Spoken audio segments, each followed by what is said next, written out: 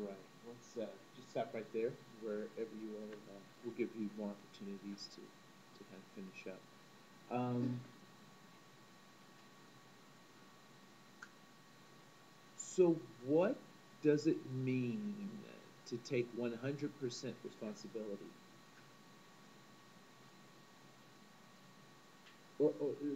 Yeah, so I'll start there and then I'll ask the next question. So, what does that mean to take 100% responsibility? What is the writer saying? What's he saying? Whatever choices you make, it's all you. What was that, Spencer? Hold yourself accountable. Okay. What does that mean? Because people say that, and it sounds good, but what does that mean? Hold yourself accountable.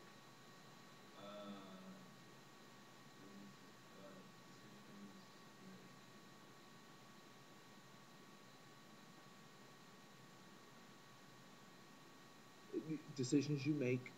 What? You need some more. I need more.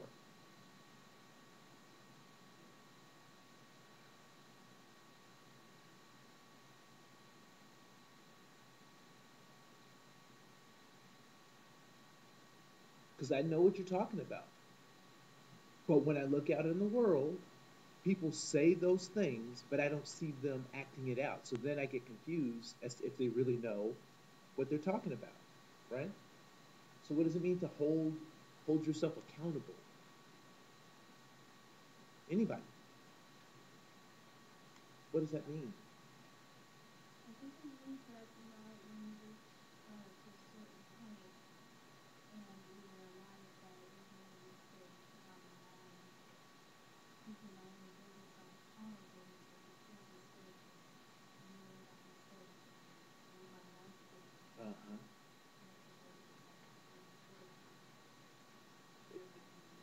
Is it just for mistakes too to hold yourself accountable?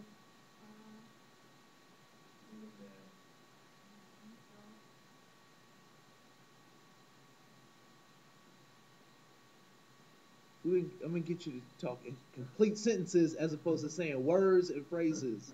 So, so what do you think? What does it mean to hold yourself accountable?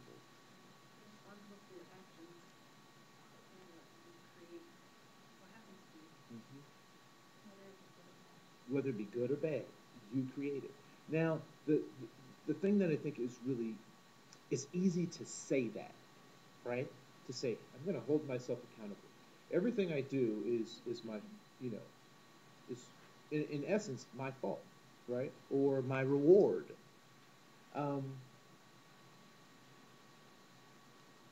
so I lose a job. So this dude is saying that I am 100% responsible for my life, and that I should take responsibility for my actions. I lose a job. How do I take responsibility for that? Try and get a new one. Okay? Maybe I got fired or something. Okay. But he's saying, in essence, I never get fired. I mean, he said if I take 100% responsibility, how do I do that in a real practical sense? I was born into a poor family. How do I take responsibility for that?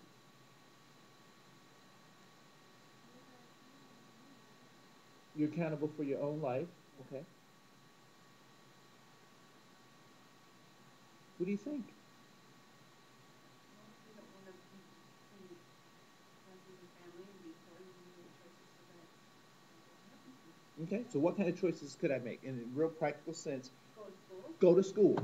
I can make it because I would venture to say that if um, the people now there's not a direct correlation to this, so and I won't say that this is something that happens for everybody, but there is a close correlation between education and a level of financial stability. I won't even say security, I'll say stability.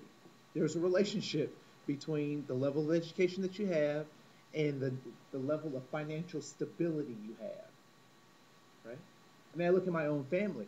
Those folks who are struggling financially have low education. Not saying that they're bad people. I'm just saying that's where they're struggling, right? Because they've made some choices that blah blah blah. Have you heard people blame other things for their situation? Yeah. Like what? What do people? What have you heard them say? What do people typically say? Oh yeah, right. Yeah, I've heard people say that. The economy is bad. It's hard out there. I can't blah blah blah blah because it's the economy. What is the economy? What is that? Have you seen the economy? What color is the economy? Where does the economy live? What does the economy smell like? What is this economy that people are talking about?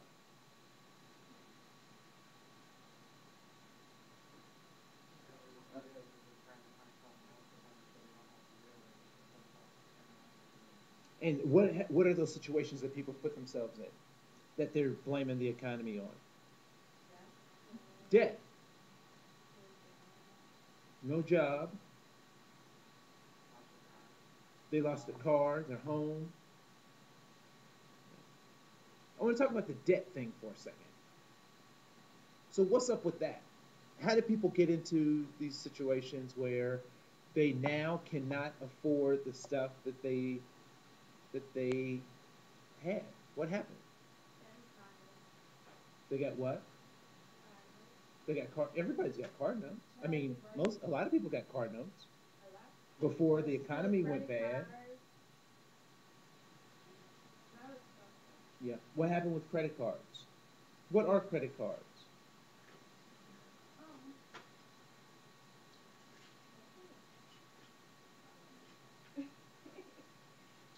Do you have a credit card? I used to have one. Okay. Yeah. So you have a credit card and you don't know what it is.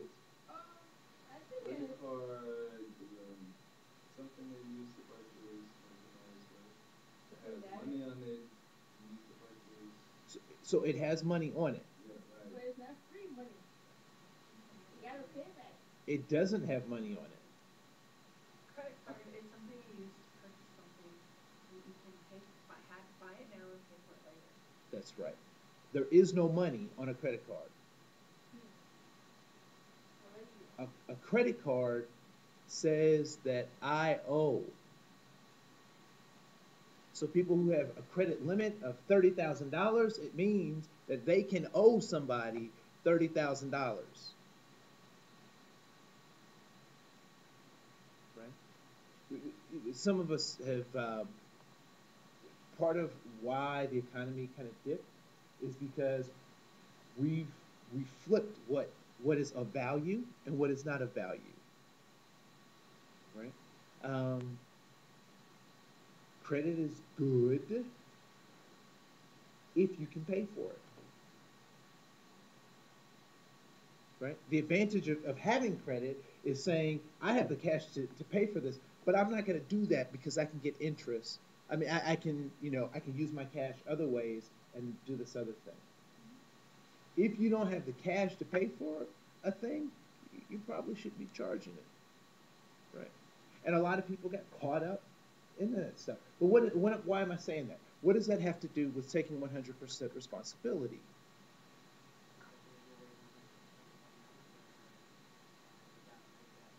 And you have to pay it back, right?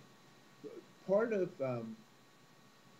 it is driving banks crazy because people have said, now, and it's funny, I don't know if you've noticed, but every place I go now, if I use my debit card or if I use my credit card for something, I don't use my credit card for very many things, mostly like plane tickets or something like that.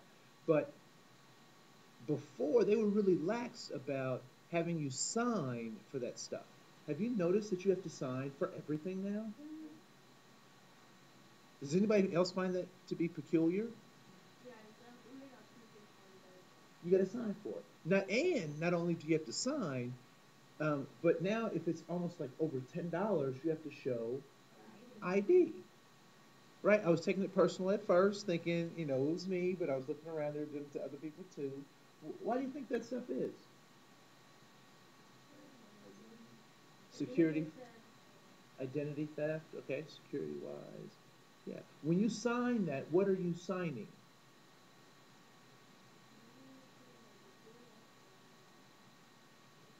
You're saying that you're signing a contract, right? So you're saying this credit card is mine and the credit card is good, and so here's my signature. And I agree to pay this, right? Um, in tough economic times, and I understand why people do it because I've done it in the past until I started to understand what this does. Um, if you don't keep your word, what do you have? Nothing. You don't have anything. So when we talk about taking 100% responsibility for your life, and 100%, that means everything. So that becomes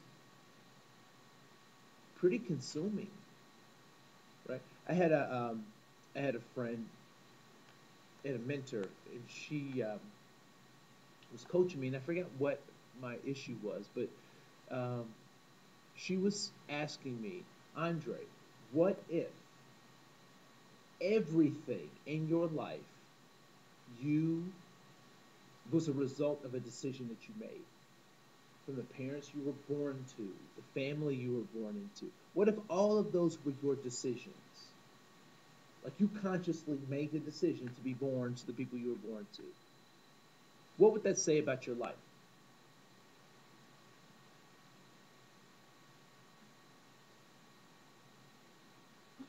What do you think?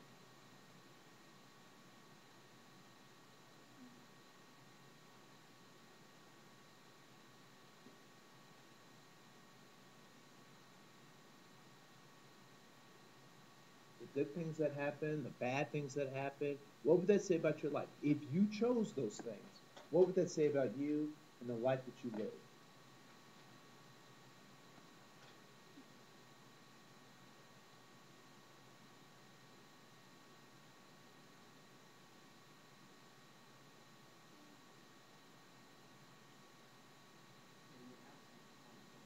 What's that? You would have to take responsibility because it is your choice, right? And yeah, you chose to be born by your parents. No, No, I'm saying if you did, this is what she was offering, right? As something to think about. If I made the choice to be born to my parents, then how they raised me is actually not their fault. It would be my fault, right?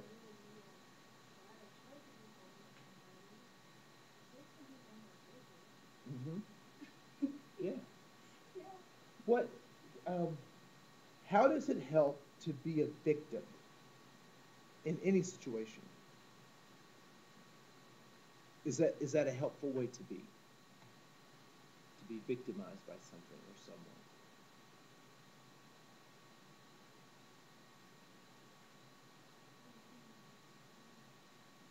What do I mean by that? When I say being a victim, being hurt, okay?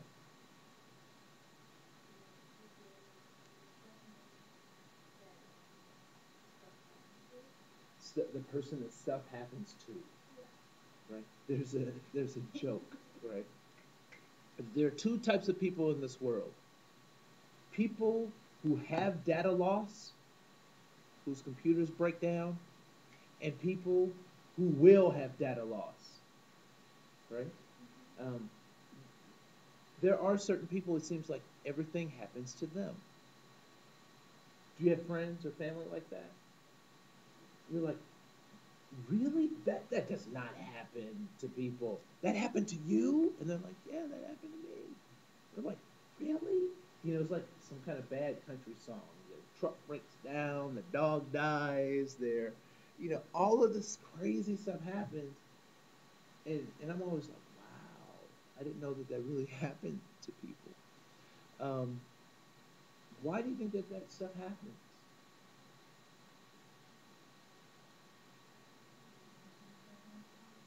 Decisions that they make. Okay, you were going to say something. I saw you breathe. Yeah. Some of that stuff is people have bad luck. And it's not really decisions that they made. Okay. So give me an example.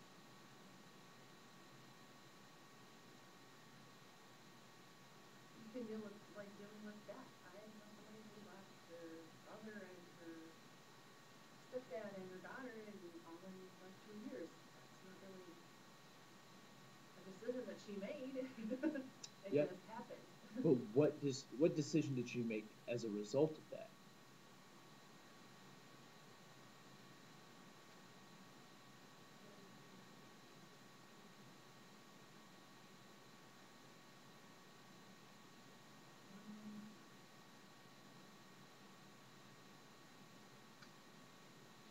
Making decisions like that as a result of that. She's still trying to deal with all that. Yeah. Yeah. So She's on the side. Sad.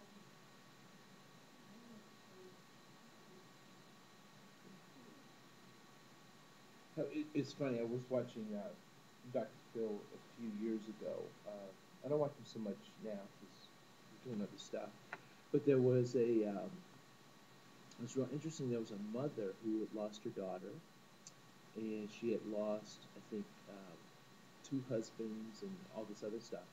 And but the daughter was like the last straw. That was like the thing that really got her. And she kept her daughter's room exactly the same. And her daughter at this point had been dead either 10 or 12 years, and her room was exactly the same. And Dr. Phil, in the way that he does stuff, he was asking her, what would your daughter think about where you are right now?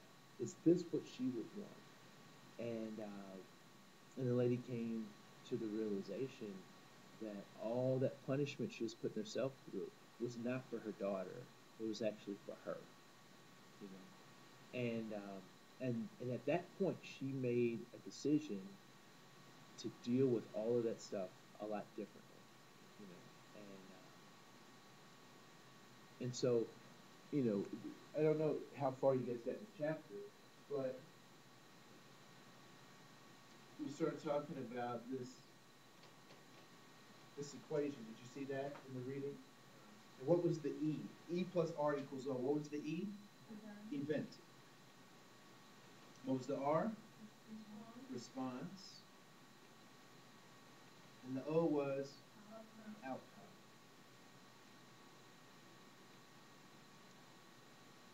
So I have a supplement to this equation, but we'll kind of talk about this a little bit because I think that example you just gave is a great example for this equation. Because there are tons of things that we have no control over that happen to us. Death of a loved one, a birth in some respects, having genetic health issues that come up. We don't have necessarily control over those things, right? Even sometimes looking at our career, we don't necessarily have as much control over that as we'd like to think we do. At the same time, I think we do, but we'll talk about that too. And so there are all these things constantly happening out in the world that we may not have direct control over. But no matter what happens, we do have control over what 3 things does he talk about that we have control over. He mentions 3 things that we have control over. It's on page 4. He talks about the 3 things we have control over.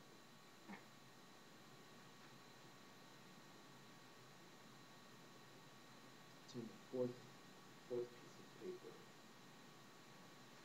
on the right-hand side.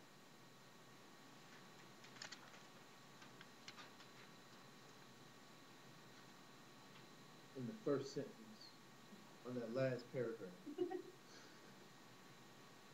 What are the three things you have control over? The thoughts you think. You have control over the thoughts you think. What's the next one? Images you visualize. The images you visualize. Now, what's visualize? Now, what's the difference between the thoughts you think and the images you visualize? What is a thought? Because he definitely implies the fact that there's a difference between a visualization and a thought. So what is a thought?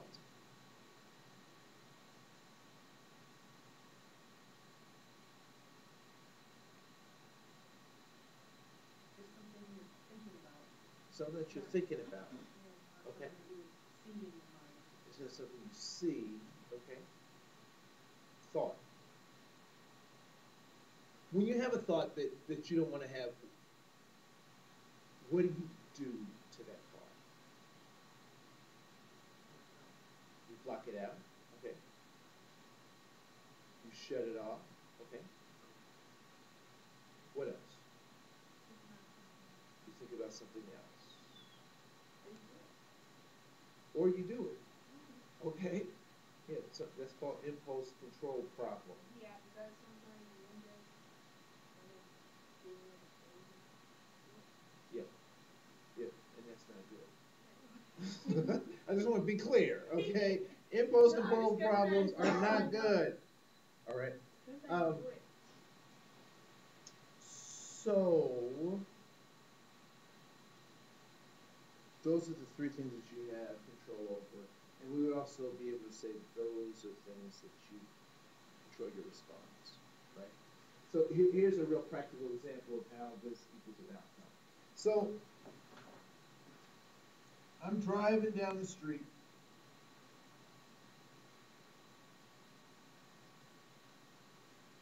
I don't know what kind of car this is. But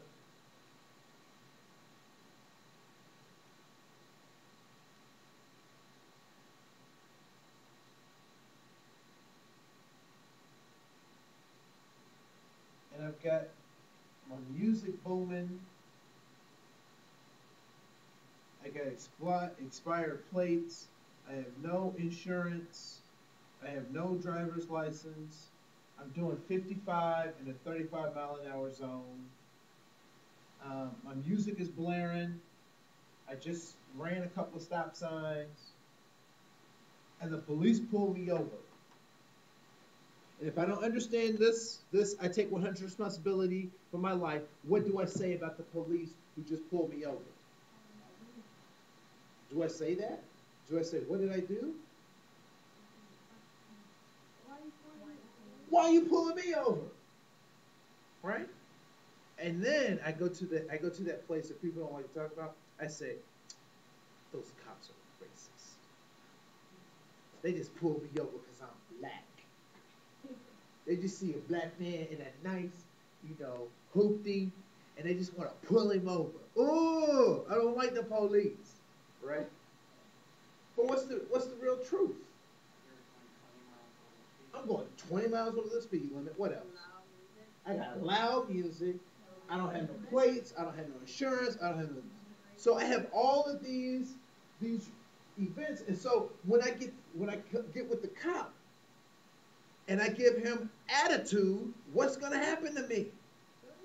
I'm going to jail if I'm lucky, right? Because he might give a couple of knee jobs and all sorts of stuff because I am totally in the wrong, right? And so my outcome is probably not going to be what I want because my response to this event is bad. It's just bad, right? So if I want to control my outcome, then I have to control my response because sometimes I can't control my event. But I want you to write this down because this is something that we'll talk about, and we'll come back to this reading in just a second.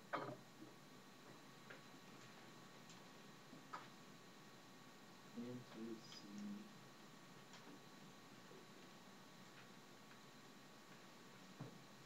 There is something that does not get talked about in the book. I mean, in the reading, called an antecedent. Antecedent.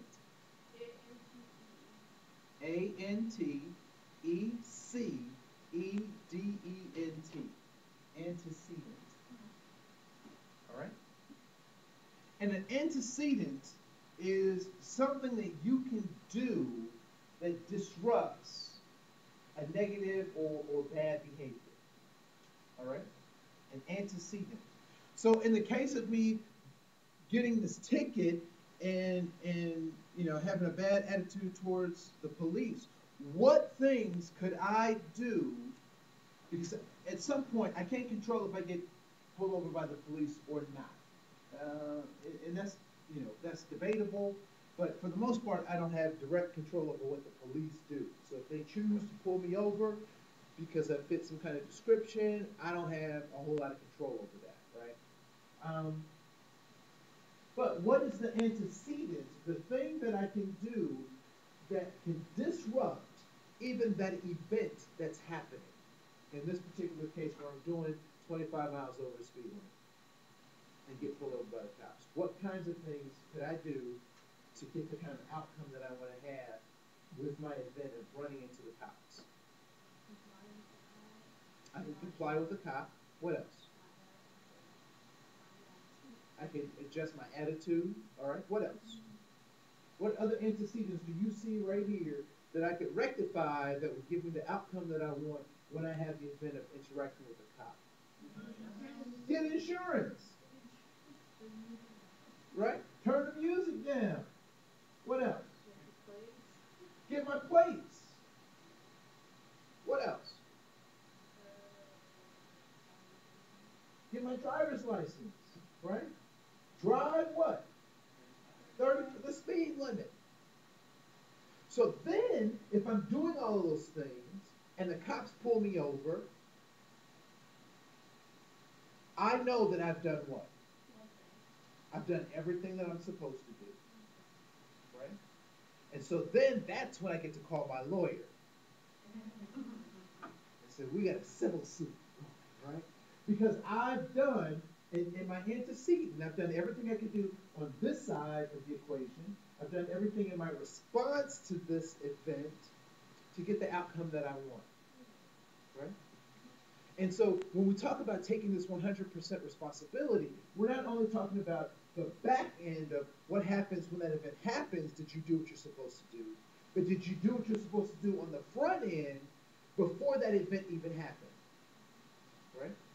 For example, I don't know if you guys know a lot about American history in the United States or not or whatnot, but there was a time in history where black people were slaves.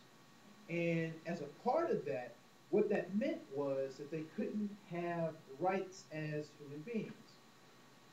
So, as a result, part of the punishment or the tools that were used to kind of keep people enslaved were kind of mind game kinds of things. So they would hang people, right? Now, the interesting thing was, if people had the ability to get life insurance, do you think people would have been hung? No. Why? Because you got to pay them, right? So we can't kill people because we have to pay them. Some of the things that in our lives that are important antecedents is making sure that we get an education because we don't know what's coming up, right?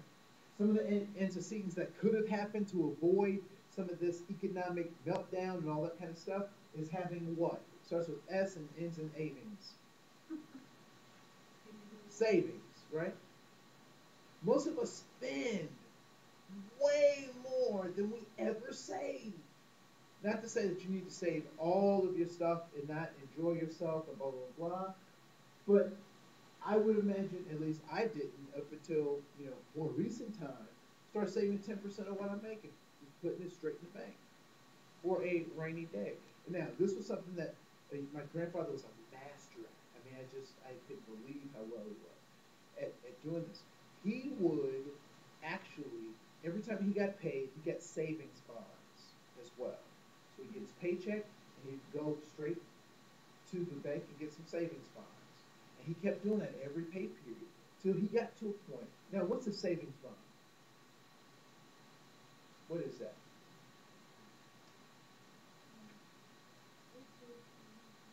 Okay, you can say I don't know.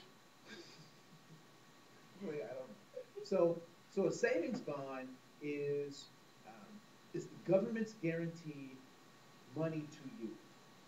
So you buy a savings bond, you buy a $50 savings bond at $25.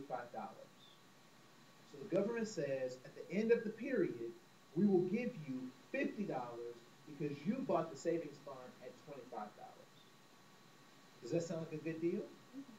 Yeah. That's a great deal. Good money. Just boom. Government's just giving you money. However, once you start, you have to wait until the terms of that bond are up, right? So most of the times, it's either a 5-year bond or a 10-year bond.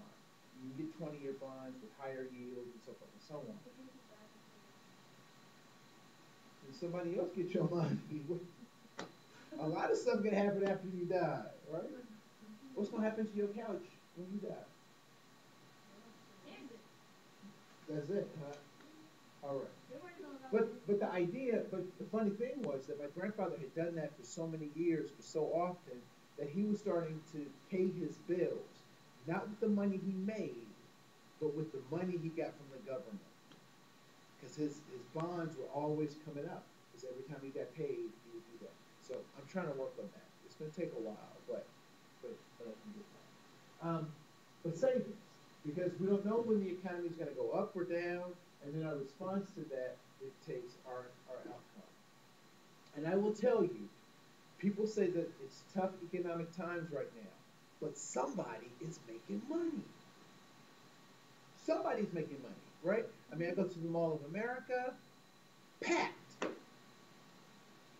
Now, they might be not making as much money as they did before, but they're making money, right? Target, Sunday, always full. I don't know if you shop at Target or not. Always full. Home Depot, people are always in there, right? So Walmart, somebody is making money, all right? So part of, so I'll leave that at that. So I'm going to go through some more stuff in the chapter, but I'm going to talk a little bit about this with this next story. All right?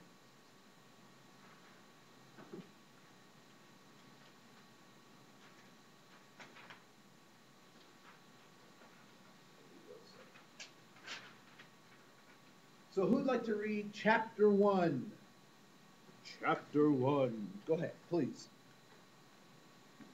I walked down the street. There is a deep pool in the sand. Fall in and rust.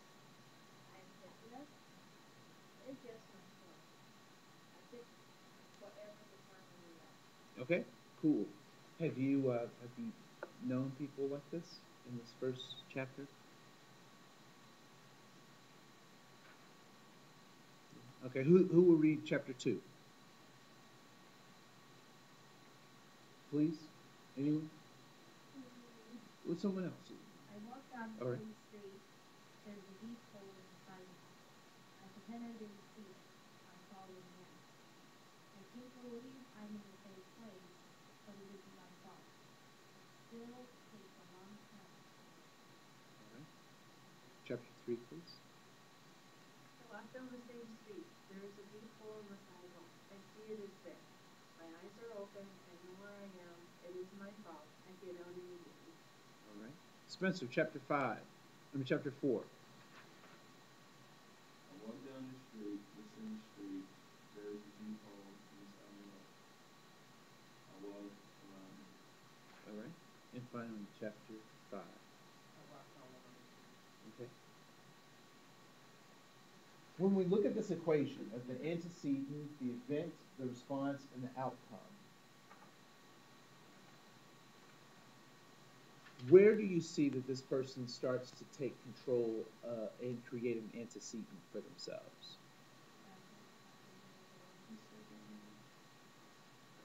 The second chapter?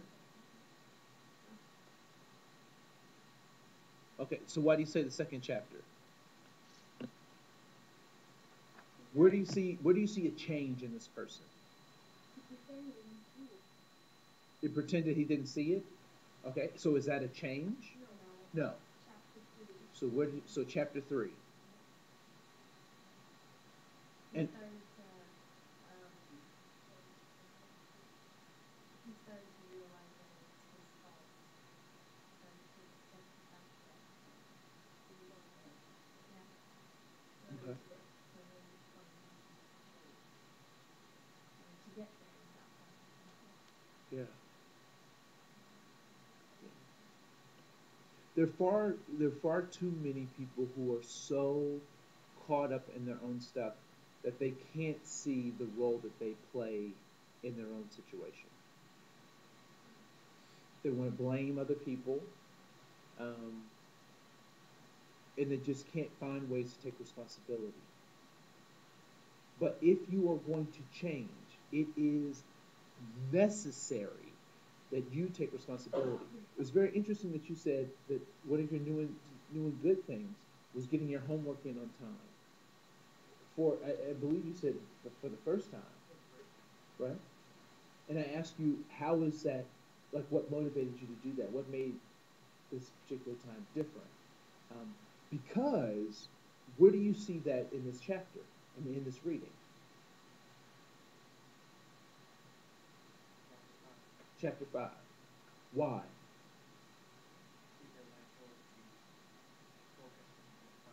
You chose to be focused on getting it done. A lot of people don't focus on the fact that the decisions that they make decisions in their lives that lead them to where they want to be. Your friend who's lost all those family members, she still has choices to make, and she can choose life or she can choose not life, right? Um, and I'm not sure if I mentioned this with you guys or with the Thursday class, but we were talking about, Dr. William Glasser and how people do what they want. And, someone could come and try to rob me and say, give me your wallet. Yeah. Right? I talked about that. And they can't what? They can get it, but they can't make me what? Give it to me. Right? So ultimately, it's my choice. A couple of notes out of going back to the reading. I think it's interesting on the next page that fifth page. He says you're complaining to the wrong person.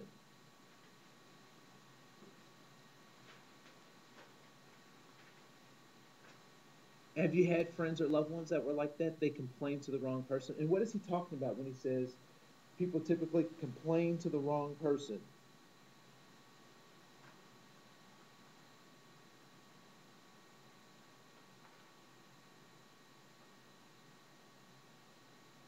Just think about it in your own life. What does it mean, Spencer? What does it mean to complain to the wrong person?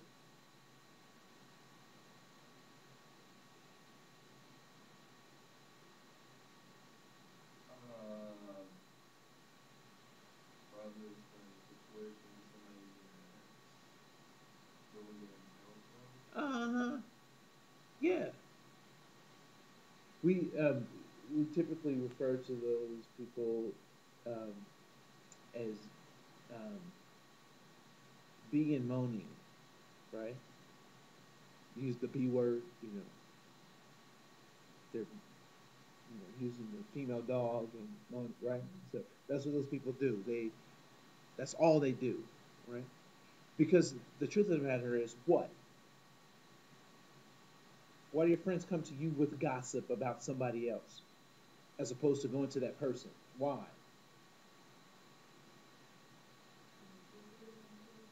Yeah, because it's easier to come to you than to go to that other person, right?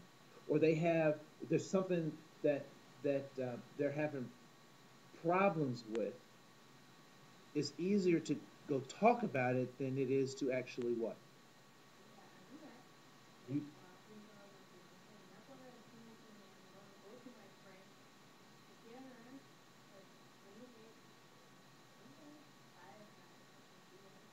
and after you explain it to her, and you have a problem with him, how does that problem with him turn out?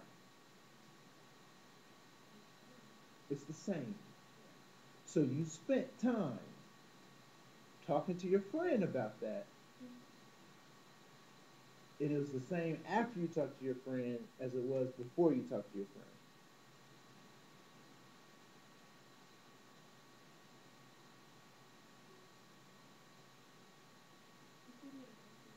Okay.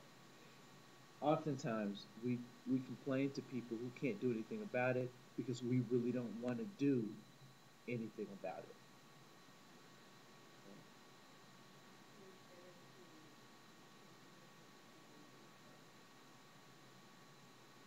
That or fix the problem.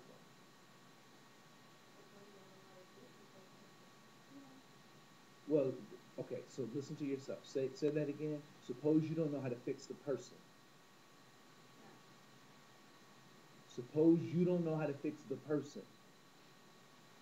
100% responsibility for who? Yourself. So suppose you don't know how to fix the person. Can you fix somebody else? Can answer the question. Can you fix somebody else? Oh, you can fix somebody else. Okay, how? How do you fix somebody else? What are the three things we have control over? My thoughts, my visions, and my actions. So how do you fix somebody else?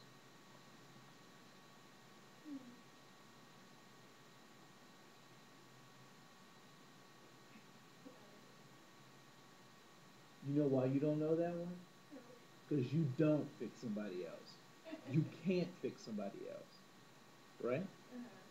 People can only be fixed if what? They're willing to change. It's something that they want to do. So you can't make that your fiance do stuff that he doesn't want to do. For real.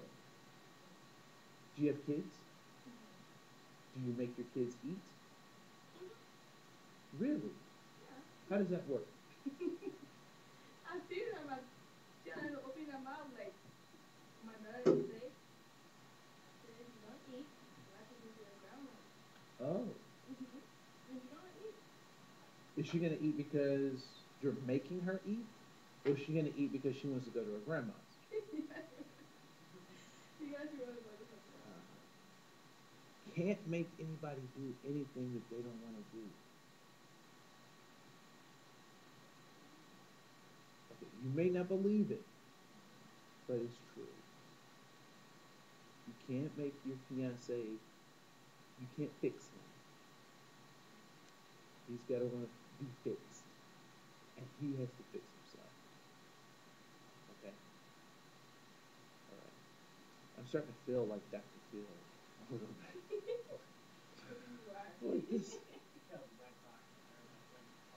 Yeah, like, well, actually, I could probably bring it up on the website and hit a applause button. So let's do this. Let's take 10 minutes, refresh ourselves, and then we'll come back and talk a little bit about this, and then start working on our papers and that kind of stuff.